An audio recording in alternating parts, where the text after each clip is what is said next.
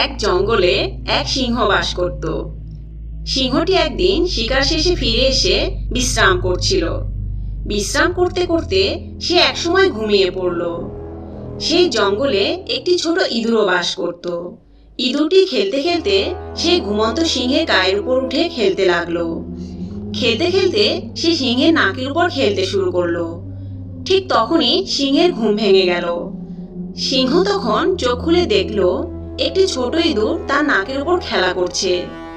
এই দেখে সিংহ ভীষণ রেগে গেল এবং খপ করে ইঁদুরটিকে ধরে ফেললো এবং সিংহটি ইঁদুরটিকে বলল, এই ছোট নেংটি ইঁদুর, তোর এত বড় সাহস, তুই আমার ঘুম ভেঙে দিলি। আজকে তোকে মেরেই ফেলবো। ইঁদুর তখন খুব ভয় পেয়ে বলল, হুজুর হুজুর, দয়া করে আমাকে মারবেন না।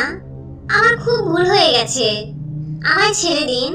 কোনো একদিন আমি ঠিকই আপনার দয়ার প্রতিদান দেব। হা হা হা, আমি হলাম বনের রাজা, আর তুই কিনা আমার প্রতিদান দিবি? যা, তোকে ছেড়েই দিলাম, দেখি তুই কিভাবে আমার প্রতিদান দিস। এই বলে সিংহ ইঁদুরটিকে ছেড়ে দিল এবং ইঁদুরটি সেখান থেকে চলে গেল। এর কিছুদিন পরে সিংহটি একজন শিকারীর জালের মধ্যে আটকা পড়ল।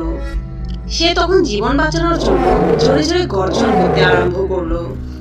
তার গর্জন শুনে চিনতে পেরে সেই ইঁদুর তখন সিংহের কাছে এসে হাজির হলো।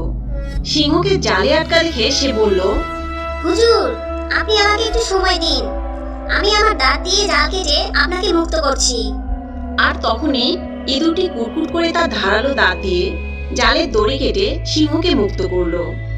ইঁদুরের এই সাহায্য পেয়ে সিংহ অবাক হয়ে গেল এবং সে ইঁদুরকে বলল, তুই সত্যিই আমার প্রকৃত বন্ধু। তুই আমার উপকারের কথা মনে রেখেছিস এবং তার প্রতিদান দিয়েছিস। ইঁদুর তখন সিংহকে বলল, হুজুর, আপনি যেদিন আমার প্রতিদান দেওয়ার কথায় উপহাস করেছিলেন, আজ দেখলেন তো বিপদের সময় একটি ইঁদুরও সিংহের উপকারে আসতে পারে। এই পৃথিবীতে কেউই তুচ্ছ নয়। এই গল্প থেকে আমরা এই শিক্ষা পাই যে ছোট বলে কাউকে অবহেলা করা উচিত নয়। প্রয়োজনের সময় সেই ছোট জিনিসটি সবার উপকারে আসতে পারে।